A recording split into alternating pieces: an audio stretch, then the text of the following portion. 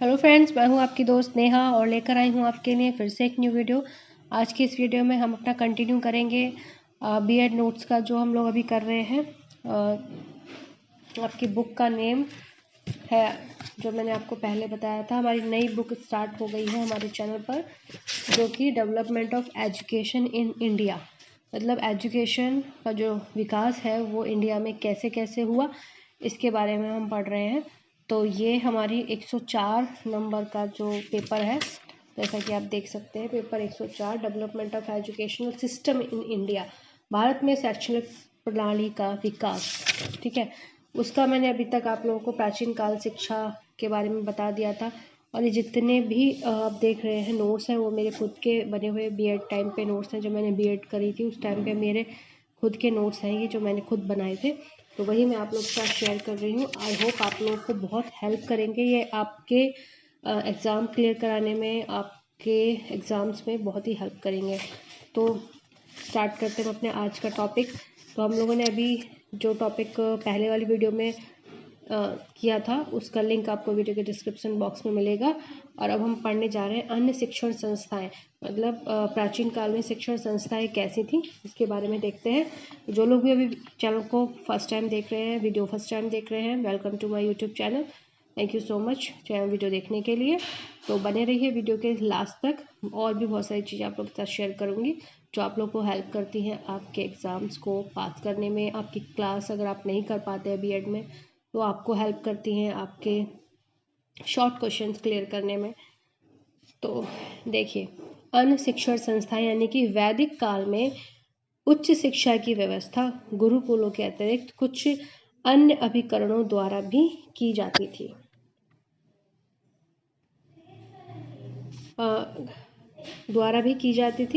ये अभिकरण थे ऋषि आश्रम, परिषद, सम्मेलन और परिभ्रमचार्य, भ्रमण करने वाले आचरण होते थे।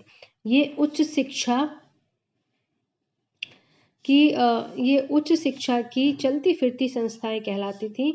इनका कार्य समान शिक्षा प्राप्त शिक्षार्थी को उच्च शिक्षा प्राप्त व्यक्तियों की शंकाओं का निवारण करना था। शिक्षा के संदर्भ में डॉक्टर एल्चर के विचारों के अनुसार वैदिक युग में आज तक शिक्षा के संबंध में मुख्य धारणा यह थी कि शिक्षा प्रकाश का वह स्रोत है जो जीवन विभिन्न क्षेत्रों में हमारा सच्चा पद दर्शन करता है। ठीक है, जो हमारा सच्चा पद दर्शन करता है। अर्थात प्राचीन काल में शिक्षा को ना तो पुस्तकीय ज्ञान का पर्याय माना गया है और ना ही जीविकोपार्जन का साधन।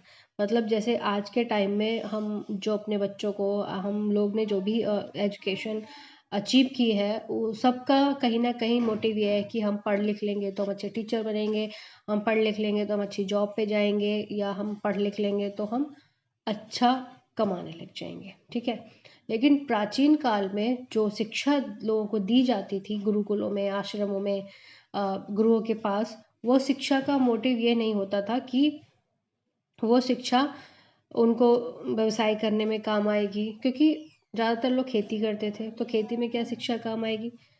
तो इस टाइप से, और एक और चीज़ होती थी कि उनको कमाने के लिए शिक्षा नहीं दी जाती थी, बल्कि अगर उनको जैसे ऐसी शिक्षा दी जाती थी जो उनके जीवन में काम आएगी, उनके हर एक पल में काम आएगी।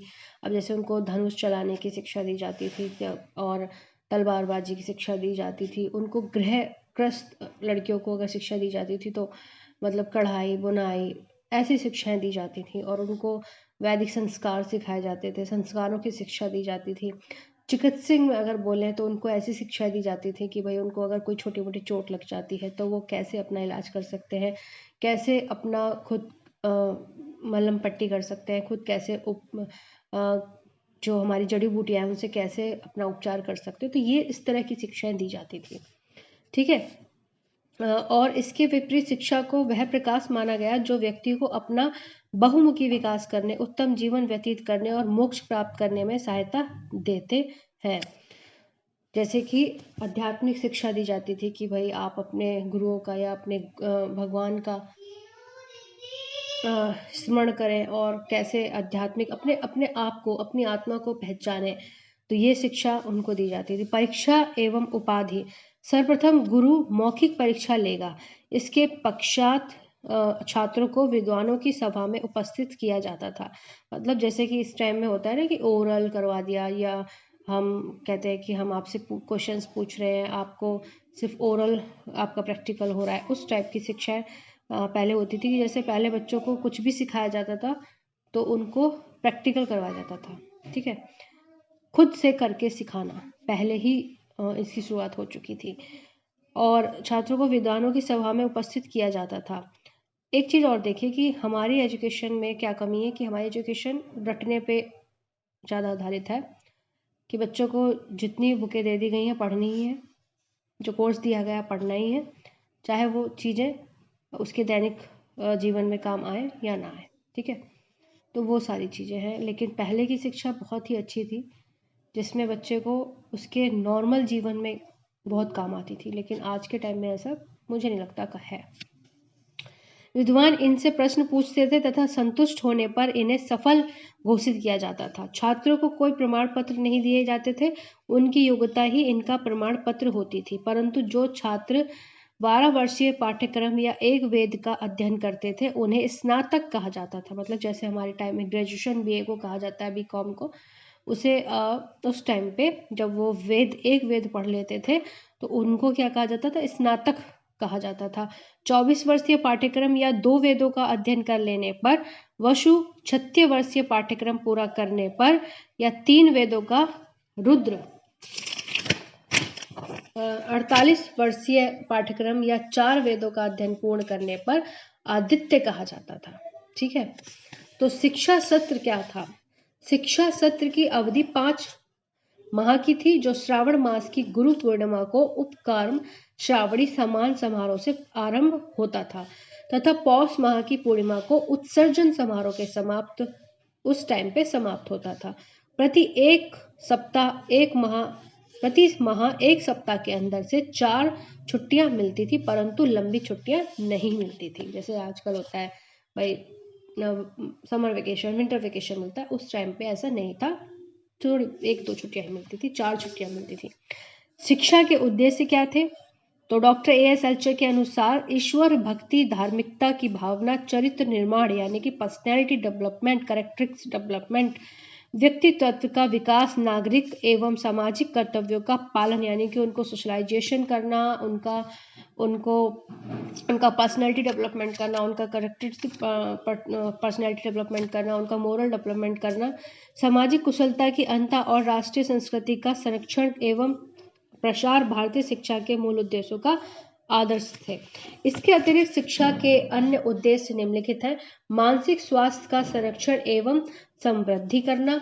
तो आप इसमें अपनी इच्छा से भी कुछ भी लिख सकते हैं, जो भी आपको ठीक लगता है, मतलब इसके अकॉर्डिंग होना चाहिए। जो और मैंने जो लिखा है वो देख लेते हैं। वैदिक कालीन गुरुओं की मान्यता थी कि जीवन का अंतिम उद्देश्य मोक्ष प्राप्त करना है तथा मोक्ष प्राप्ति के लिए सर्वप्रथम स्वस्थ शरीर यानी कि जो आपको बीमारियों रहित शरीर हो और निर्मल मन की आवश्यकता होती है। आपका मन बहुत सुंदर होना चाहिए, उसमें कुछ भी किसी के लिए पार्शलिटी नहीं होनी चाहिए। यही कारण है कि उन्होंने शिष्यों की शारीरिक मानसिक स्वास्थ्य का संरक्षण और संवर्धन पर विशेष बल दिया। उन्हें उचित विहार और अनुचित आचार विचार की शिक्षा दी जाती थी। ज्ञान का विकास करना। वैदिक शिक्षा का सर्वप्रथम उद्देश्य, ये सब हम वैदिक शिक्षा यानी कि प्राचीन काल की शिक्षा के बारे में पढ़ रहे हैं। वैदिक शिक्षा का सर्वप्रथम उद्देश्य मनुष्य के ज्ञान का विकास करना है। तब ज्ञान को मनुष्य का तृतीय नेत्र कहा जाता था। मतलब जिसने ज्ञान प्राप्त कर लिया उसका तृतीय नेत्र यानी कि उसकी तीसरी आंख खुल जाना कहता थे, क्योंकि वह तीसरा नेत्र हमें दृश्य और सूक्ष्म दोनों जगत का ज्ञान कराता है। मतलब उनको दूरदर्शिता का ज्ञान करा देता है, उनको आभास होने का ज्ञान करा देता है कि हमें कोई चीज़ अगर हमारे लिए सही है तो हम उसका आभास हो जाएगा कि नहीं हमारे लिए सही है तो करें, नहीं है तो नहीं करें। यही नहीं सत्य असत्य का भेद स्पष्ट करता है तथा करणीय अकरणीय वेदों का भी भेद भी बताता है। ठीक है, तो ये शिक्षा वैदिक काल में इस टाइप की शिक्षा दी जाती थी। सामाजिक एवं राष्ट्रीय कर्तव्यों का बोध व पालन। जितने भी राजा महाराजा हुए, जितने भी सब हुए, वो सब ये सब तरह की शिक्षा ही प्राप्त करके दूरदर्शिता राजा बने। उनको हर चीज़ का आभास होता था उनको, कैसे वो किसी भी केस को सॉल्व कर पाते थे अपने राज्य का, तो किसी के साथ अन्याय ना हो जाए, तो कैसे वो अपनी तीसरी आँख में ज्ञान वो करके कैसे प्राप्त करते थे इन चीज़ों को, वो सब ज्ञान उनको दिए जाते थे। सामाजिक एवं राष्ट्र कर्तव्यों का बोध व पालन, वैदिक काल में शिष्यों को समाज एवं राष्ट्र के प्रति कर्तव्यों का ज्ञान कराया जाता था तथा उनके पालन में शिक्षित भी किया जाता था कि राष्ट्र से हमें कितना प्रेम होना चाहिए, राष्ट्र के लिए हमें क्या क्या करना चाहिए, ये सब चीज़ें भी उनको सिखाई जाती थी कि राष्ट्र, जिस राष्ट्र में आप रहते हो, आपका राष्ट्र ही सर्वोपरि है। समावर्तन उद्देश्य यह भी होता था कि माता पिता की सेवा करना, समाज की सेवा करना तथा गृहस्थ जीवन के कर्तव्यों का पालन करना।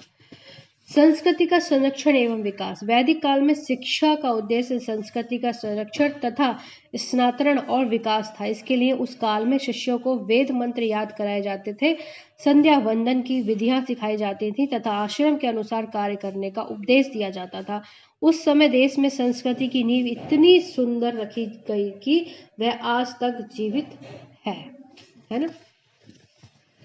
नैतिक एवं चारित्रिक विकास, मैं तो ये कहूँगी कि हमारे जितने भी बच्चे हैं आपके सबके घरों में, भले ही वो स्कूली शिक्षा उनको कैसी भी मिल रही हो, लेकिन आप अपने घर में उनको संस्कार, उनको संस्कृति, उनको सब जरूर बताएं, अपने आसपास के रीति रिवाज उनको जरूर बताएं, उनको बताएं कि कैसे चीज़ें पहले थीं। नैतिक एवं चारित्रिक विकास, वैदिक काल में चरित्र निर्माण से तात्पर्य मनुष्य का धर्म संबंध आचरण में प्रशिक्षित करने से लिया जाता था।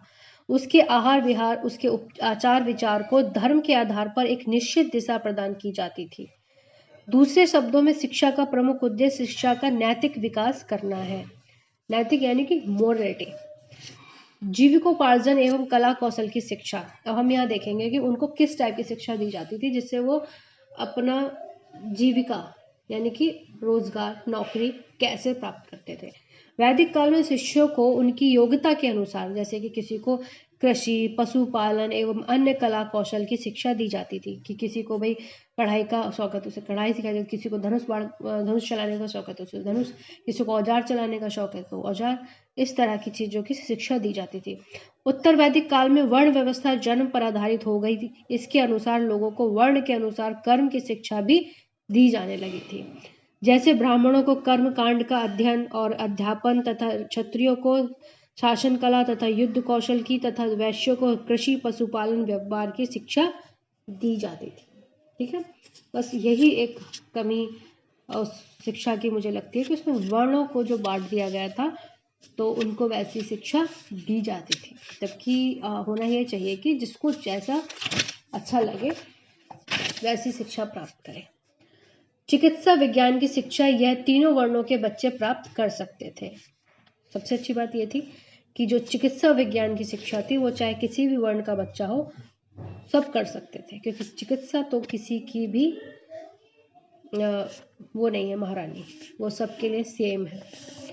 आध्यात्मिक उन्नति, वैदिक काल में शिक्षा का अंतिम और सर्वश्रेष्ठ उद्देश्य मनुष्य के बाह्य और आंतरिक दोनों प्रकार के पक्षों को पवित्र बनाकर चरम लक्ष्य मोक्ष की प्राप्ति की ओर अग्रसर करना था। मतलब अग्रसर यानी कि बढ़ावा देना था।